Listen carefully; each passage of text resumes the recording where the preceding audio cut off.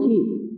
کہ ہماری خشیت ہمیں جس سے باز رکھتی، اور قرآن کریم کہتا کہ اس کی وجہ سے اللہ تعالیٰ ناراض ہو جاتا اور اس کام سے نفرت کرتا،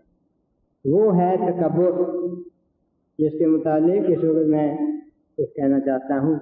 یعنی عاجزی کا فقدان، خود کو بڑا سمجھنا، بلند اور قرار دینا، اور مختلف شکلوں میں کوئی کسی پر پیسہ ہوتا ہے اس کے دل میں غرور اور کبر پیدا ہو جاتا ہے، کسی کے پاس سیاسی اقتدار ہوتا ہے وہ متکبر بن جاتا ہے، کسی کے پاس علم ہوتا ہے، کسی کے پاس مہارت ہوتی ہے، وغیرہ وغیرہ بیسیوں باتیں ہیں جن کے نتیجہ میں بعض دفعہ انسان تکبر کرنے لگتا ہے، لیکن ہر علم،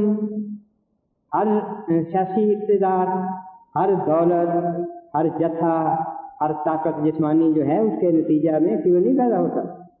بلکہ اس کے نتیجہ میں خدا تعالیٰ کے بندے خدا تعالیٰ کے مزید فیوض کو حاصل بھی کرتے ہیں، لیکن یہ باتیں ہیں جن کے نتیجہ میں تکبر بھی پیدا ہو جاتا ہے، اور اللہ تعالیٰ کو وہ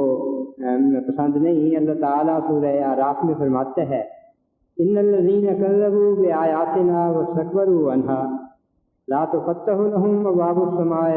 ولا يدخلون الجنہ۔